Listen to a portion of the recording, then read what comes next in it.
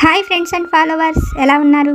మనమంతా సంతోషంగా ఆరోగ్యంగా ఉండాలని, ఆ కళ్యాణరాముడి అనుగ్రహం మనందరికీ లభించాలని, మనం చేసే ప్రతి పనిలోనూ ఆ సాయినాథుడి కరుణా కటాక్షాలు మనకు ఉండాలని మీ అందరి తరపున నేను కూడా బాబా గారిని కోరుకుంటున్నాను. ఫ్రెండ్స్, మన ఛానల్ ఎవరైనా ఫస్ట్ టైం చూస్తుంటే సబ్స్క్రైబ్ చేసుకొని మన బాబా గారి వీడియోస్కి ఒక లైక్ అయితే ఇవ్వండి. దానివలన మన వీడియోస్ మరికొంతమంది సాయి బంధువులకు చేరతాయి. ఫ్రెండ్స్, ఈరోజు బాబా గారు ఒక చక్కని విషయాన్ని మనకు అనుగ్రహిస్తున్నారు. మనము ఏ విషయమైనా తెలుసుకోగలుగుతున్నాము అంటే అది బాబా గారి అనుగ్రహమే. మన సాయి తండ్రి అనుమతి లేకుండా బాబా గారి నామాన్ని కానీ బాబా గారికి సంబంధించిన ఏ చిన్న విషయమైనా మనం వినలేము. అది మన దాకా చేరుతున్నది అంటే బాబా గారి దివ్య అనుగ్రహమే. ఈరోజు బాబా గారు ఒక చక్కని మాటను మనతో చెబుతున్నారు. బాబా గారు మనతో అంటున్నారు, తల్లి, నీకు ఒక మంచి మాటను చెప్పబోతున్నాను, చక్కగా ఆలకించి చూడు.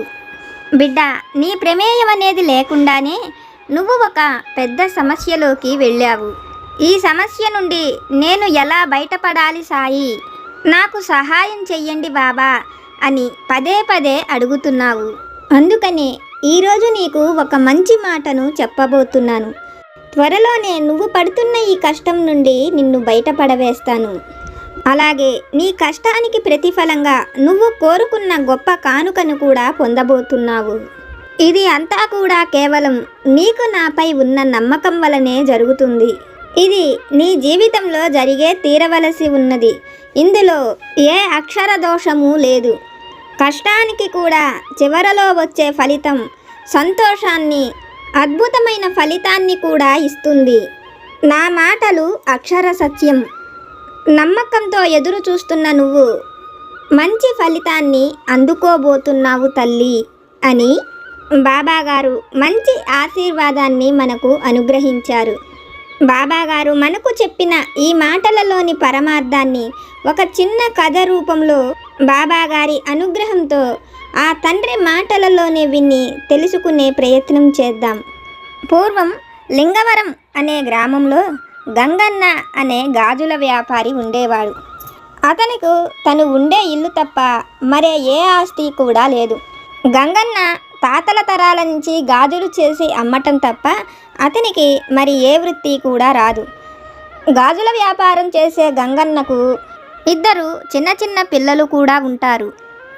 గంగన్న చేసే గాజుల వ్యాపారం వల్ల వచ్చే ధనం పిల్లలను పెంచుకునేందుకు కూడా ఏమాత్రము సరిపోవటం లేదని, అందుకని ఒక ఆవును పెంచుకుందామని అడుగుతుంది. లక్ష్మమ్మ చెప్పిన ఆలోచన గంగన్నకు నచ్చి అతను గాజుల వ్యాపారం చేసి వచ్చిన వాటిల్లో కొంచెం కొంచెం దాచి పొరుగురు నుంచి ఒక ఆవును కొనుక్కొని వస్తాడు. ఆ ఆవును లక్ష్మమ్మ పెంచడంతో గంగన్నకు గాజుల వ్యాపారంలో ఎటువంటి ఇబ్బంది కూడా లేదు. అందుకని గంగన్న పండగలు వస్తున్నాయి కదా, ఇటువంటి సమయంలో గాజులు అమ్మకానికి వెళితే అతనికి మరింత లాభం వస్తుందని ఆలోచించిన గంగన్న గాజుల అమ్మకానికై సుబ్బరాయపల్లి వెళ్ళాలనుకొని ఆ విషయాన్ని లక్ష్మమ్మతో చెప్తాడు. సుబ్బరాయపల్లి వాళ్ళు ఉండే ఊరికంటే కూడా చాలా దూరం. అందుకని గంగన్న సుబ్బరాయపల్లి వెళ్ళేటప్పటికి మధ్యాహ్నం అవుతుందని ఆలోచించిన లక్ష్మమ్మ గంగన్నకు అతను దారి మధ్యన భోజనం చేసేలాగా కొంత ఆహారాన్ని మూట కట్టి ఇస్తుంది. మధ్యాహ్నానికి సుబ్బరాయపల్లి చేరుకున్న గంగన్న లక్ష్మమ్మ ఇచ్చిన భోజనాన్ని తిందామనుకుంటాడు. అయితే గంగన్నకు ఒక అలవాటు ఉంటుంది. అతను భోజనం చేసేటప్పుడు ఎవరికైనా ఒక్కళ్ళకైనా బయట వాళ్లకు భోజనం పెట్టేవాడు, లేదంటే కనీసం పశుపక్షాదులకైనా భోజనాన్ని పెట్టేవాడు. అలా ఆ రోజు గంగన్న భోజనం చేసేట సమయానికి అక్కడికి ఎవరూ రాకపోయేటప్పటికి, ఏ జంతువులు కూడా రాకపోయేటప్పటికి గంగన్న ఒక ఆలోచన చేస్తాడు. అతను తీసుకువచ్చిన ఆహారంలో నుంచి కొంత భాగం తీసి ఆ మర్రి చెట్టు మొదల్లో పెట్టి అతను వెళ్ళిపోయిన తర్వాతైనా ఎవరైనా వచ్చి తింటారని కొంత ఆహారాన్ని అక్కడే ఉంచి అతనికి కావాల్సిన దాన్ని తీసుకొని తిని తన గాజుల వ్యాపారం కోసం వెళ్ళిపోతాడు. అయితే గంగన్న ఆ విధంగా ఆహారం తీసి పెట్టడం ఆ మర్రి చెట్టు పైనున్న దయ్యం చూస్తూనే ఉంటుంది. ఆ మర్రి చెట్టు మీద దయ్యం ఉందని, అది అటువైపుగా వచ్చే వాళ్ళని అందరినీ చంపుకు తింటుందని సుబ్బరాయపల్లి గ్రామస్తులు అందరికీ కూడా తెలుసు. దానివల్ల అటువైపు మనుషులు కానీ పశుపక్షాదులు కానీ ఏవి కూడా వచ్చేవి కాదు. దాంతో ఆ చెట్టు మీద ఉన్న రాక్షసికి 10 రోజుల నుంచి ఆహారం లేక ఇబ్బంది పడుతున్న దానికి గంగన్న వదిలిపెట్టిన ఆహారాన్ని చూసి గంగన్న వెళ్ళిపోయిన తర్వాత ఆ ఆహారం తీసుకొని అది తింటుంది. దాంతో అది తినే రక్త మాంసాల కంటే కూడా గంగన్న వదిలిపెట్టిన ఆహారం దానికి ఎంతో రుచికరంగా అనిపించి ప్రతిరోజు ఆ ఆహారమే తినాలని ఆలోచించిన రాక్షసి ఆ రోజు సాయంత్రం గంగన్న ఆ ఊరి నుంచి వెళ్ళిపోతూ అటువైపుగా వస్తున్న గంగన్నను చూసి మాయా రూపంలో ఒక ఆడమనిషిగా మారి ఆ చెట్టు కింద కూర్చొని ఏడుస్తూ ఉంటుంది. అటుగా వెళుతున్న గంగన్న ఆ ఆడమనిషిని చూసి ఆమె ఎందుకు ఏడుస్తుందో అడుగుతాడు. అందుకు ఆ రాక్షసి దాని పేరు సుబ్బమ్మని, తనను చూసుకునేందుకు ఎవరూ లేరని, తన భర్త కూడా తనను వదిలిపెట్టి వెళ్ళిపోయాడని, అందుకని ఎక్కడికి వెళ్ళి బతకాలో అర్థం కాక ఈ చెట్టు కింద కూర్చొని ఏడుస్తున్నానని చెప్తుంది. దాని మాటలు విన్న గంగన్న ఆమె నిజంగానే ఆడమనిషి అనుకొని తనకు ఎవరూ లేరని బాధపడుతున్నది కదా అని ఆలోచించిన గంగన్న, నిన్ను మా ఊరు తీసుకువెళతానని, మా ఇంట నువ్వు కూడా ఉండొచ్చని, అయితే ప్రతిరోజు పని చేసినందుకు 2 పూటలా భోజనం పెట్టగలను, కానీ నీకు ధనం ఇచ్చే అంత డబ్బులు మాత్రం తన దగ్గర లేవని చెప్తాడు. తనకు గంగన్న తినే ఆ ఆహారమే కావాలి కాబట్టి గంగన్న ఇచ్చే ధనంతో తనకు పని లేదు కాబట్టి ఆ దయ్యం గంగన్న ఎలా చెప్పాడో ఆ విధంగానే తను కూడా డబ్బులు అవసరం లేదని చెప్తుంది. సుబ్బమ్మ మాటలు విన్న గంగన్న ఆమెను తనతో పాటు తీసుకువెళ్ళి తన భార్యకు అప్పగించి ఆమెకు ఎవరూ లేరని, తను బాధపడుతుంటే తీసుకువచ్చానని జరిగిన అన్ని విషయాలను లక్ష్మమ్మతో చెప్తాడు. అందుకు లక్ష్మమ్మ కూడా నీ భర్త వచ్చేంత వరకు నీకు ఏ భయము అవసరం లేదని, మా ఇంట నువ్వు సంతోషంగా ఉండవచ్చని సుబ్బమ్మకు ధైర్యం చెప్తుంది. ఆ దయ్యం ఏ రోజు కూడా వాళ్ళ దగ్గర తన నిజ రూపాన్ని చూపించకుండా తను ఒక స్త్రీ రూపంలోనే ఉంటూ వాళ్ళు ఏ పని చెప్పినా ఆ పనులన్నిటినీ చేసేది. సుబ్బమ్మ ఎంతో పని చేతనైన మనిషిని, వాళ్ళు చెప్పిన ప్రతి పని కూడా చేస్తుందని సంతోషపడేవాళ్ళు. సుబ్బమ్మ సహాయంతో గంగన్న మరిన్ని ఎక్కువ గాజులను చేసేవాడు. దాంతో గంగన్న పొరుగురు వెళ్ళి గాజులు అమ్ముతుంటే గంగన్న భార్య లక్ష్మమ్మ ఊళ్ళో గాజులు అమ్మేది. సుబ్బమ్మ ఇల్లంతా శుభ్రం చేయటం, గంగన్న కొనుక్కొచ్చిన ఆవును చేలకు తీసుకువెళ్ళి తిప్పుకురావటం, ఇలా ఇంటి పనంతా కూడా చేసేది. ఒకరోజు గంగన్న సుబ్బమ్మ వాళ్లకు ఎంతో సహాయం చేస్తుందని, వాళ్ళ నుంచి 1 రూపాయి కూడా ఆశించటం లేదని, తనకు తోబుట్టువు లేని బాధను తీర్చిందని అనుకుంటాడు. ఆ మాటలకు లక్ష్మమ్మ కూడా అవునని, నన్ను ఇరుగు పొరుగు అడిగితే సుబ్బమ్మ మన దూరపు చుట్టవని, వరసకు నీకు తోబుట్టువు అవుతుందని, అలా చెప్పటం వల్ల చుట్టూ ఉండేవారు ఎవరు కూడా సుబ్బమ్మ గురించి చాటుగా కూడా ఎవరు చెడుగా మాట్లాడుకోకూడదని, అందుకని ఆ విధంగా చెప్తున్నానని లక్ష్మమ్మ కూడా అంటుంది.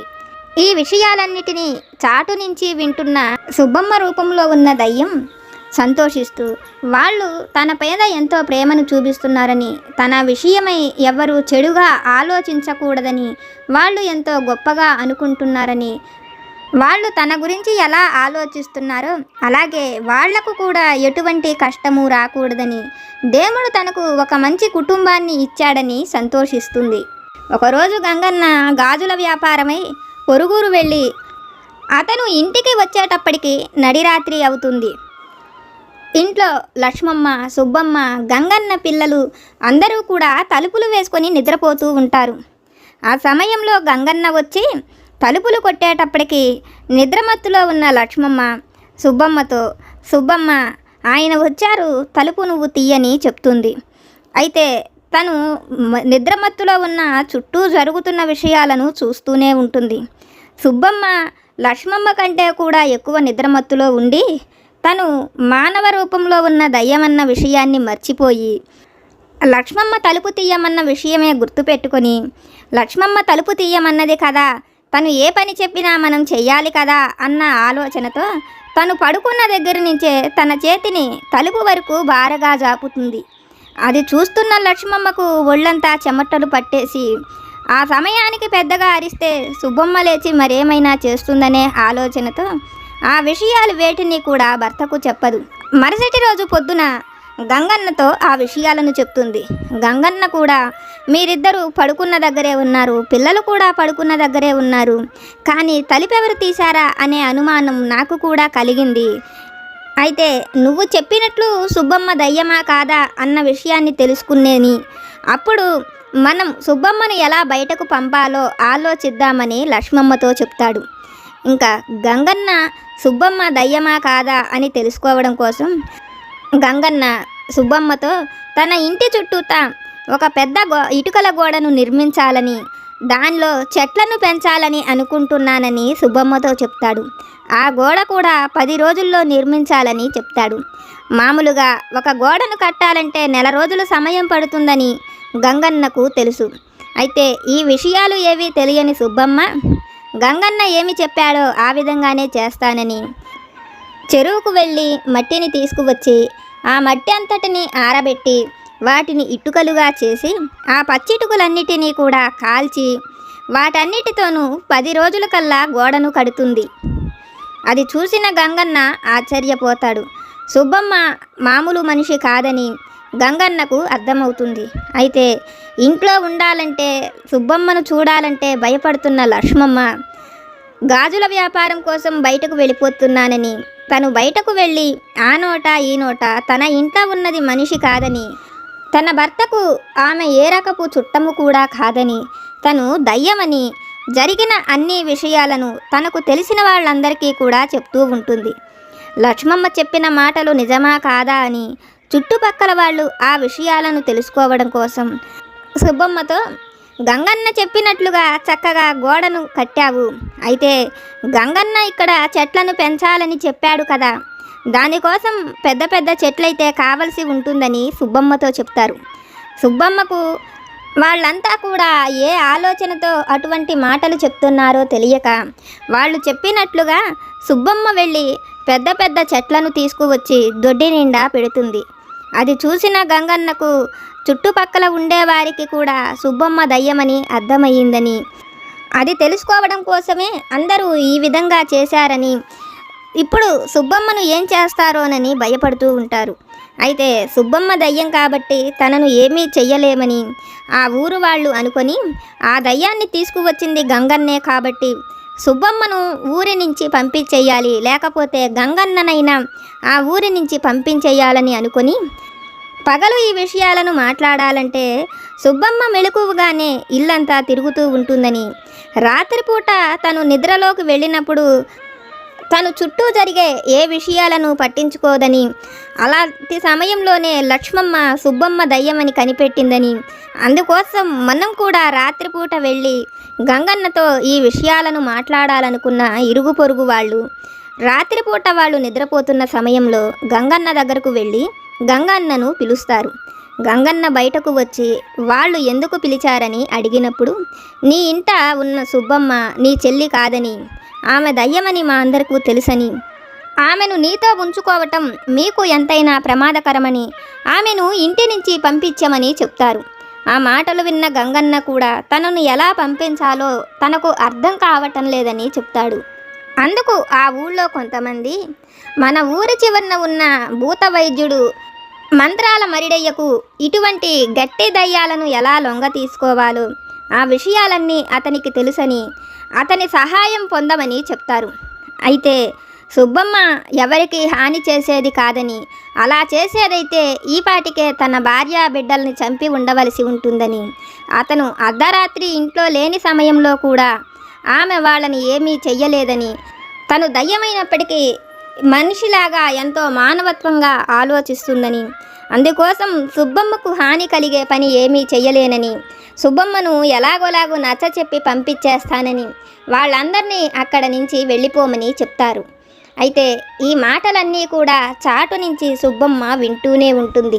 గంగన్న ఎంతో మంచివాడని, తనకు సహాయం చేస్తున్నాడని అర్థం చేసుకున్న సుబ్బమ్మ తన విషయంలో గంగన్న ఎటువంటి నిర్ణయం తీసుకుంటాడో కొద్ది రోజులు అక్కడే ఉండి చూడాలని అనుకుంటున్న సుబ్బమ్మ తనకు ఆ విషయాలు ఏవీ తెలియనట్టే గంగన్న దగ్గర ప్రవర్తిస్తుంది. 2 రోజుల తర్వాత గంగన్న దగ్గరకు మంత్రాల మరిడయ్య వచ్చి అతను సుబ్బమ్మను తనకు అప్పగిస్తే అతను కోరినంత బంగారాన్ని ధనాన్ని ఇస్తానని, అటువంటి దయ్యాలతో అతను ఎన్నో లాభాలను పొందుతానని చెప్తాడు. ఆ మాటలు విన్న గంగన్న సుబ్బమ్మను ఎట్టి పరిస్థితుల్లోనూ మరిడయ్యకు అప్పగించనని, తను దయ్యమైనప్పటికీ ఎప్పుడు అతని విషయంలో ఆ విధంగా ప్రవర్తించలేదని, అతడిని హింసించలేదు అని, అందుకని సుబ్బమ్మను మంత్రాల మరిడయ్యకు అప్పగించడానికి కుదరదని చెప్తాడు.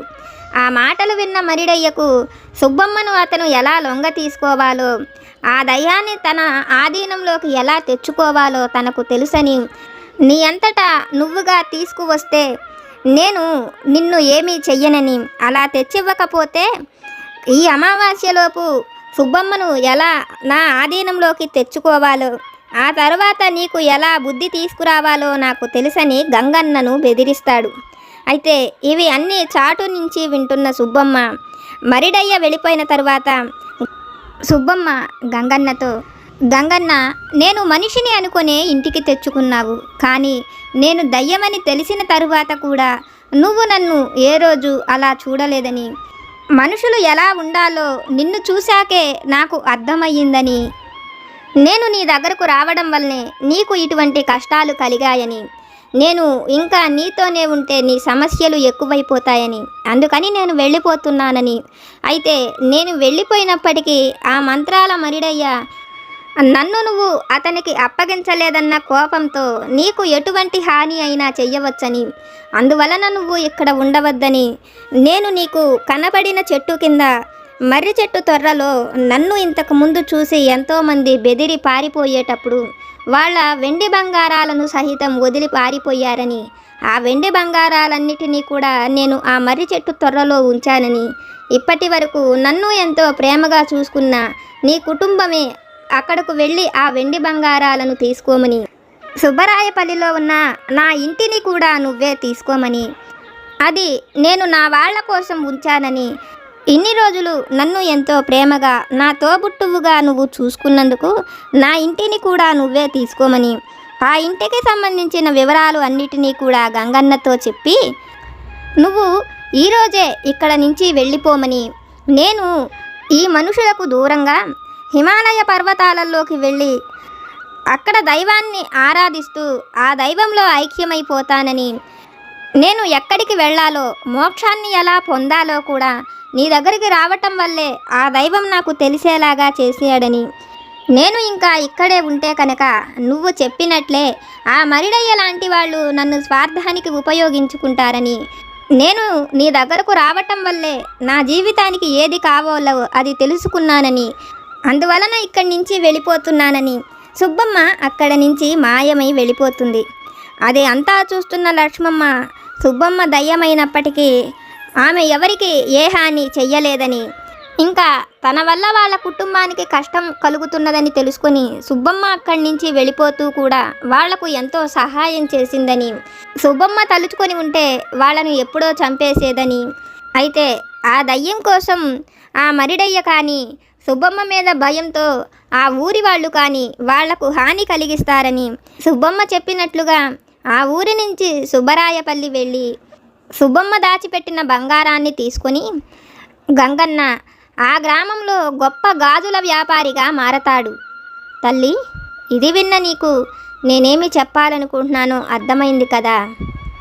ఇప్పటి వరకు నువ్వు పడిన కష్టాలు సమస్యలు అన్నీ నీ నుంచి తొలగిపోయి నా అనుగ్రహంతో నువ్వు ఏ సంతోషాన్నైతే కోరుకుంటున్నావో దానిని పొందబోతున్నావు. నువ్వు కోరుకుంటున్న ఉద్యోగమైన సంతానమైన తల్లి, నువ్వు ఇష్టపడ్డ వ్యక్తితో నీ జీవితమైన అది ఏదైనా నువ్వు కోరుకున్నట్లుగా జరుగుతుంది. ఇప్పటి వరకు నువ్వు పడిన ఈ కష్టమంతా తీరేలా తల్లి నా అనుగ్రహం ఎప్పుడూ నీతోనే ఉంటుంది అని బాబాగారు మనల్ని ఆశీర్వదిస్తూ చెప్పిన ఈ మాటలను విన్నారు కదా ఫ్రెండ్స్. బాబాగారి వాక్కుల ద్వారా మనం తెలుసుకున్న ఈ విషయాలు కనుక మీకు నచ్చితే లైక్ చేయండి, షేర్ చేయండి. మీకేమైనా సమస్యలు కనుక ఉంటే నాకు కామెంట్ సెక్షన్లో పెట్టండి. నేను పూజ చేసుకునేటప్పుడు మనందరి సమస్యలు తీరాలని మనందరి కోరికలు నెరవేరాలని మీ అందరి తరపున నేను కూడా బాబా గారిని కోరుకుంటాను. నాకు తెలిసిన పరిష్కారాలను కూడా చెప్తాను. జై సమర్థ సద్గురు సాయినాథ్ మహారాజ్ కి జై.